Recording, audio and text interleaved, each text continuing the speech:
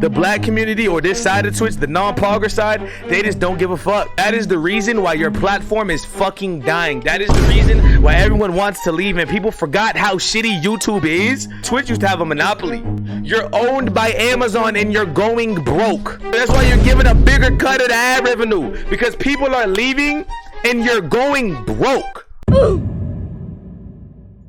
Company, you ain't been loving me, phone calls ducking me, there ain't no trust in me, don't lie to me, we were like Siamese, even the blind could see that you won't. Now listen, how we feeling today? First and foremost, it is the 20th of September, unless you live like in the UK with the mandams or something. It might be the 21st, I don't know. Y'all ready to speak on some things? Listen, now I gotta set the mood, Hold on. Oh my god, oh my god. Oh my god. Shut are you ready? Shut I'm about to talk my shit. Are you ready? So listen, Twitch put out a statement today, and it goes a little something like this. They are addressing what they call the gambling problem on Twitch. It's the fact that they felt that it was their duty to act now on this, and you may be wondering, like, why now? If you don't know, there's a streamer right here. He goes by the name of Sliker. I don't even know who this nigga is. I ain't gonna lie to you, I didn't know who it is. I didn't find out who it was until I think Rage had put a tweet out. Yeah, Rage had tweeted something about how he gave somebody some money. Apparently he admitted that gambling has caused him to scam a lot of different streamers and a lot of his friends out of a bunch of money to feed his gambling habit. That is the problem that Twitch chose to address. That's kind of what kickstarted this whole anti-gambling campaign on Twitch. Like I said, I personally never heard of him, but I just don't think I'd be on that side of Twitch. And you know, that side of Twitch got all type of shit going. Listen, I'm not even gonna get into the other stuff, but there's accusations being thrown around. I see screenshots of Ms. Kiff saying nigga and all type of shit. Listen, bro, I'm not even gonna get into that. But there's a whole nother thing that's going on Twitch. I've seen it though. What I found interesting though is the reason why Twitch chose to care, because there's a lot of things that have been floating around Twitch, and we're going to get into a lot of them in just a second. But there's a lot of problems within the Twitch infrastructure and streaming infrastructure that they've chosen to ignore, or they take fucking forever to even address, because they really, quite frankly, don't care, or they appear to not give a fuck about anybody that isn't one of their top name streamers. And speaking of which, it's kind of ironic, 2 or 3 days before this tweet gets sent out, this happens. I don't know if y'all knew this, but a bunch of the top Twitch streamers, such as a Pokimane and a Ms. Kiff, said they were gonna go on strike. And I don't know if y'all really want to read the full article. I saw a video. They were all in the Discord together. It was Pokimane, Ms. Kiff, and Devin Nash. Apparently, these are some bigger names, probably on the Pog side of the community. And they all were saying that they were gonna take like a week off or more, probably a week or two of streaming. Pokimane even suggested that they do it around Christmas time, so it really hurt their pockets. It's just kind of weird that, like, that's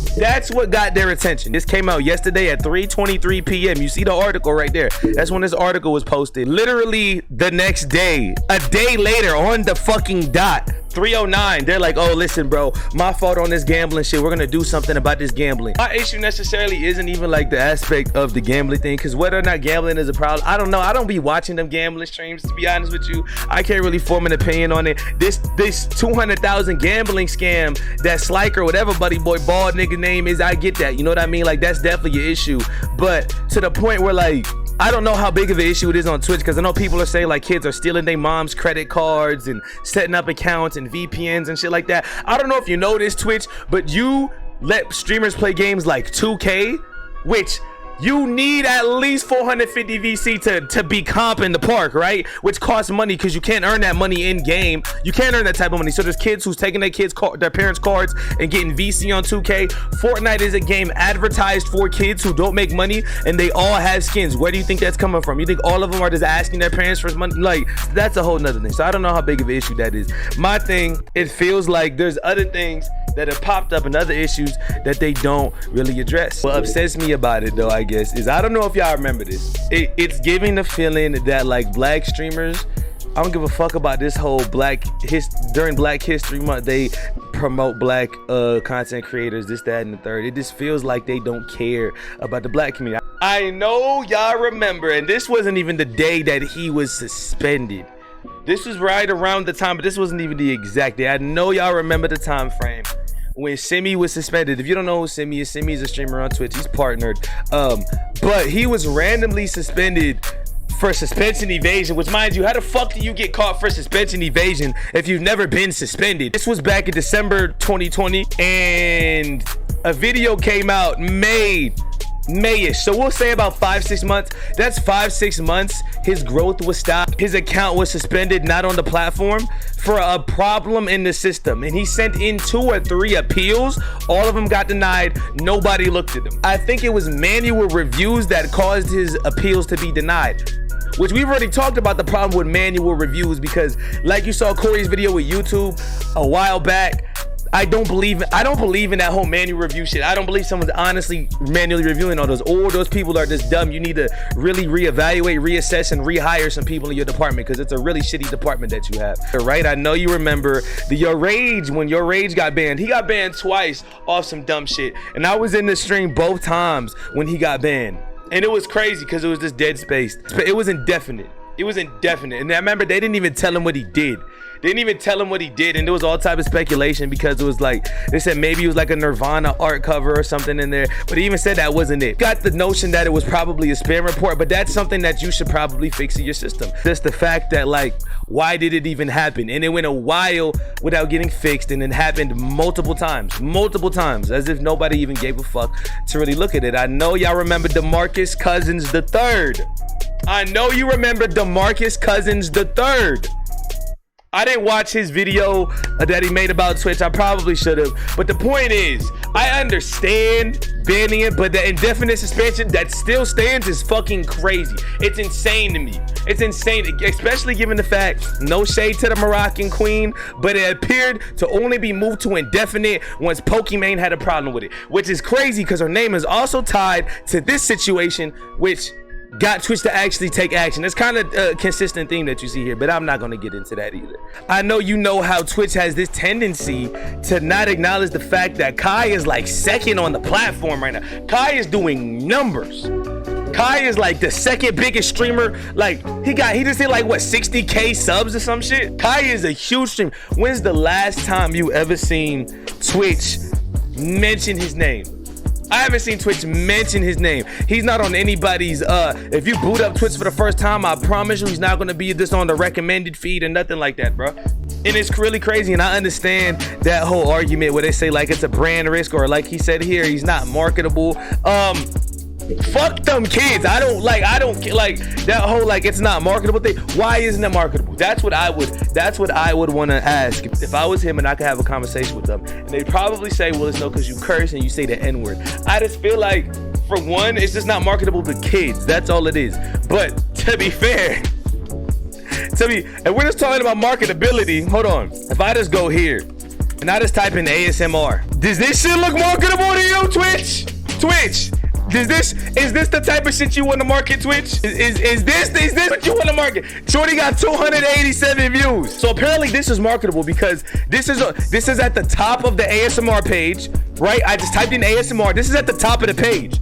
That's so much more marketable than Kai Cenat, because he says nigga and he's getting sturdy on stream, right? My question now is, why isn't it marketable? Because it feels like you're saying that it's not him, it's the culture thing, right? It's black culture that doesn't seem to be marketable then. Because black people, we just say nigga, bro. Like, not everything needs to be marketable to kids, because obviously you've shown not everything needs to be marketable to kids, because a lot of those ASMR streams that you promote anyways, or a lot of these streamers that you promote anyways, they have 18 plus in their title, or they'll have an 18 plus tag in their thing. So that shouldn't be the issue, right? Because if you're already promoting streamers who are in that frame, why the fuck does it matter? It feels very racially motivated. It feels like it's a black culture is a marketable thing. That's honestly what it feels like. That's just me though. But the crazy thing about it is, going back to some of these other examples, Timmy got banned for 6 months for ban evasion, never having been, or suspension evasion, never having been suspended.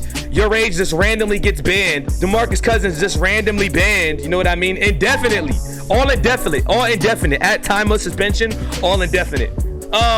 Twitch.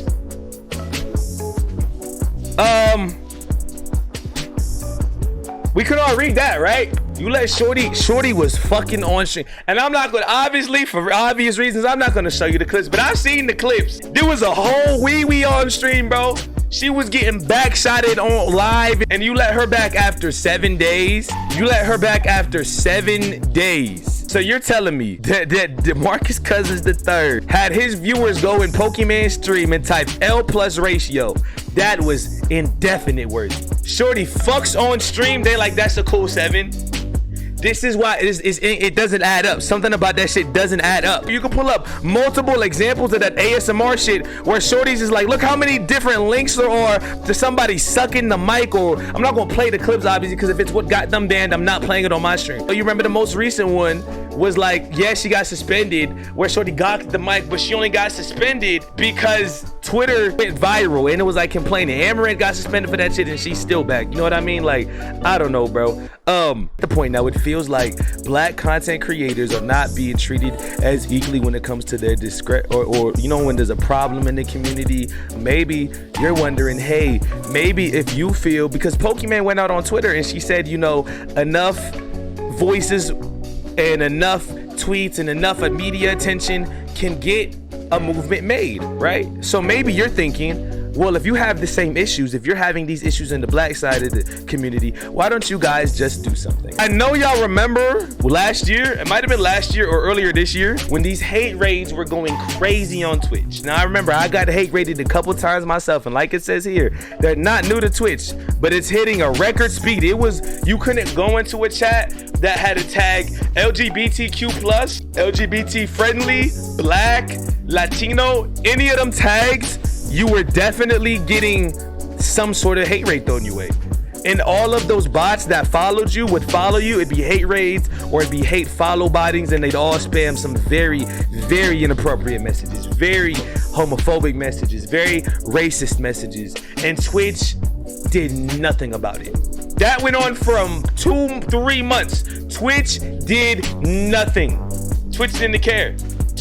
All Twitch did was like, okay, now we're not gonna let some of the accounts be tied to the same email address. Man, you don't think that people who bot know what, like, come on, bro. Now I know y'all remember that led to this whole day off Twitch thing. This did happen in September, so this happened a year ago, almost to the date. I know y'all remember the day off Twitch thing, right? It was a lot of people decided not to stream that day just to try to fuck with the bottom lines of Twitch in hopes that there'd be some form of change and that, you know, they would hear our voice.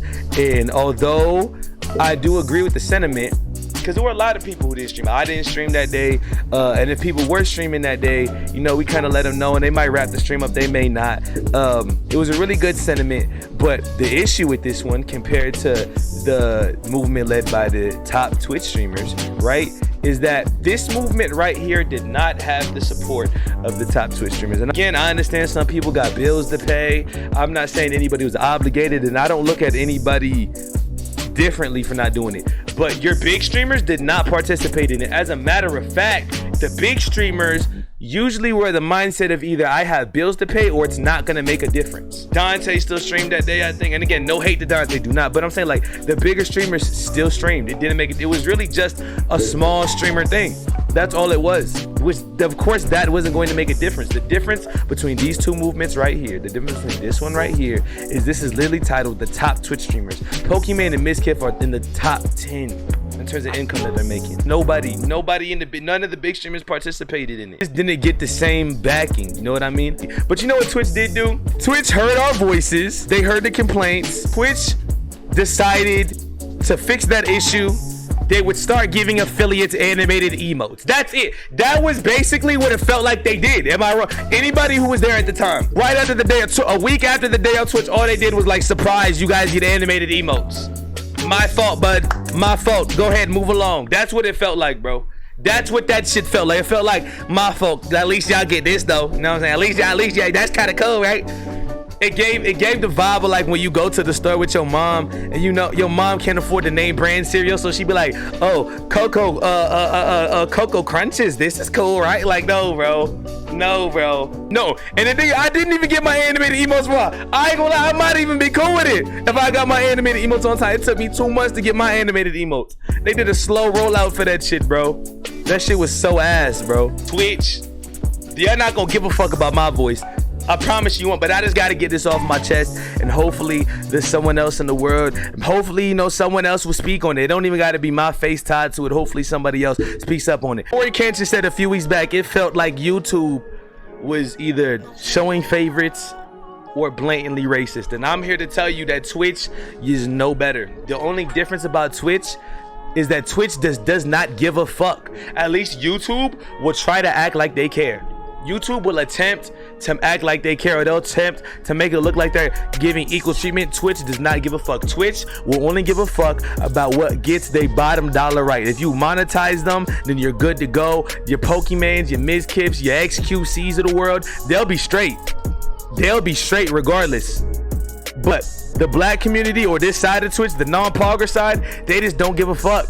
They don't give a fuck. And honestly, that is the reason why your platform is fucking dying. That is the reason why everyone wants to leave, and people forgot how shitty YouTube is because people are trying to go back to YouTube. Like we just all forgot that YouTube is shit. YouTube is ass. YouTube is ass. But it's gotten so bad. Like, I promise you, if you look at the numbers, y'all can go look at the end of the year. They always release a yearly report about what platform is getting most of the streaming revenue, getting most of the streaming income, most of the streamers, right? And I promise you, every year Twitch used to have a monopoly. Twitch, you used to have a monopoly. You're losing numbers every year. You're owned by Amazon and you're going broke. You know you're losing streamers, and you know you're going broke. That's why you're trying to give niggas 55% of their ad revenue now. That's why you're giving a bigger cut of the ad revenue, because people are leaving and you're going broke.